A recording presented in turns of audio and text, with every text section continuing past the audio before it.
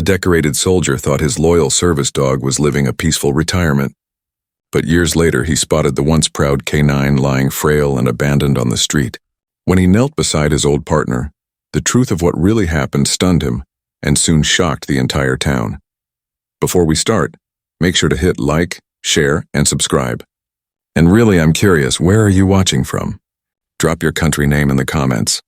I love seeing how far our stories travel. Captain Sarah Miller stepped off the bus with a duffel bag slung over her shoulder, the hum of the city strangely foreign after years overseas. Civilian life felt quieter, softer, but also emptier. She had traded combat boots for sneakers, salutes for polite nods, and the constant adrenaline of war for silence that often pressed too heavily on her chest. She had been told her K9 partner, Max, was retired to a comfortable life, adopted into a loving home. That knowledge had been her one comfort when nightmares woke her in the middle of the night. Max had been more than a dog. He had been her lifeline, her shield, her companion in the darkest corners of battle. Yet as Sarah tried to rebuild her days with coffee shops, morning jogs, and awkward reunions with old friends, a gnawing sense of incompleteness lingered. Something vital was missing.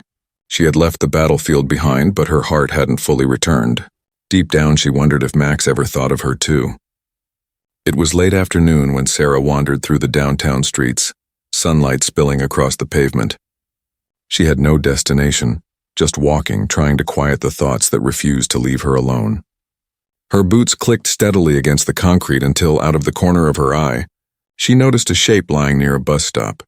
At first, she thought it was just another stray, too weak to move from the heat. But something about the dog pulled her closer. Its ribs pressed against its skin, patches of fur missing, eyes dull yet searching. Then Sarah's breath caught in her throat. That face, those eyes. She froze. Max. The name escaped her lips in a whisper, trembling. The dog stirred faintly, ears twitching at the sound, his gaze locking onto hers. For a moment, the bustling city around her faded away. Her chest tightened. It couldn't be him. He was supposed to be safe, cared for. Yet here he was, her partner, her hero, reduced to nothing more than a starving shadow on the street. Sarah dropped to her knees, her eyes stinging with tears she hadn't expected. Max, it's me, she whispered, her hand trembling as she reached out.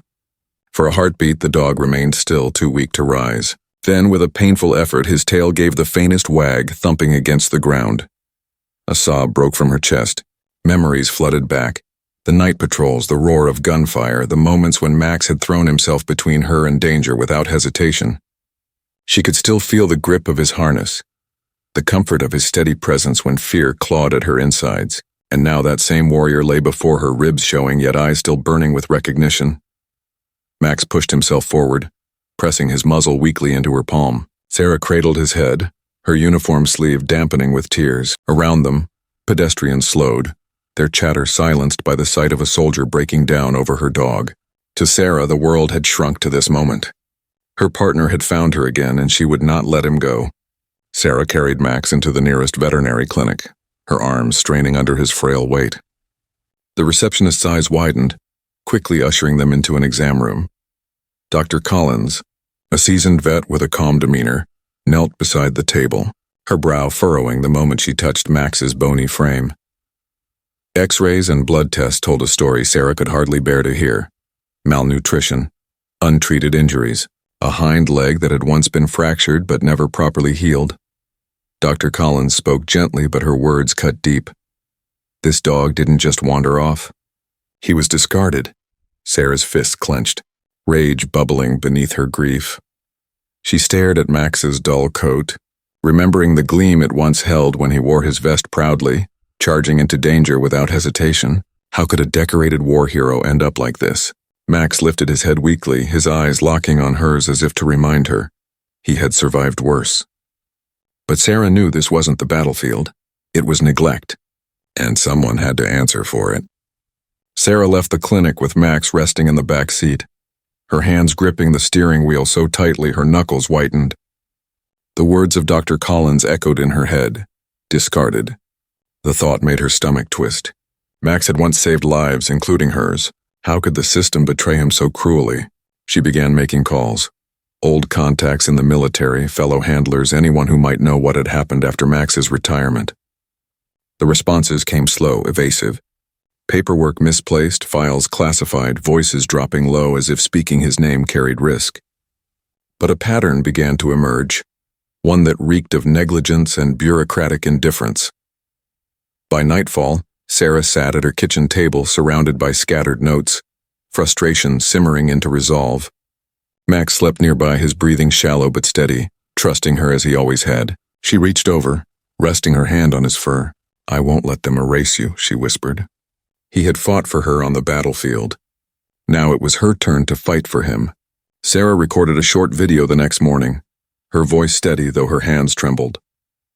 She showed Max's frail frame, the scars across his body, and spoke about the missions they had survived together, the nights he'd shielded her from danger, the soldiers alive because of him. Her final words struck like a blade. "This is how we repay our heroes." She posted it online without expecting much. By evening, the video had exploded across social media. Comments flooded in. Veterans, animal lovers, strangers moved to anger and heartbreak. News outlets picked it up, replaying the emotional reunion between soldier and dog. Within days, the story spread nationwide. Crowds rallied outside military offices demanding answers. Donations poured in for Max's care. People sent letters, toys, blankets, reminders that he wasn't forgotten. Sarah watched the wave of support with tears in her eyes. For the first time since finding Max on the street, she didn't feel alone. This wasn't just her fight anymore. It had become a movement, and the world was watching. Pressure mounted quickly. Within a week, government officials announced a formal investigation into the treatment of retired service animals. Military spokespeople faced cameras, their rehearsed statements drowned out by questions shouted from furious reporters. The image of a starving war dog had ignited something that couldn't be silenced. Sarah was summoned to testify before a committee. Dressed in her uniform, medals gleaming on her chest, she spoke with measured calm about Max, about the loyalty of a dog who had saved her life, and the betrayal he suffered when bureaucracy turned him into a casualty of neglect. Her words echoed through the chamber, leaving even hardened officials shaken. The hearings sparked sweeping reforms. Policies were drafted to guarantee medical care, secure homes, and legal oversight for every retired service animal. Those who mishandled Max's retirement were held accountable, their names publicly shamed. Sarah left the courthouse with Max at her side, weak but improving. For the first time, she felt justice wasn't just possible, it was already happening. And Max was the reason. Weeks later, Max lay on a soft bed in Sarah's living room, his once brittle frame filling out again, his coat beginning to shine. Sunlight poured through the window, warming his fur as he lifted his head to watch her move around the house. For the first time in years, he looked at peace. Sarah knelt beside him, slipping her fingers through his collar. "You're home now," she whispered. Max's ears twitched and his tail thumped gently against the floor.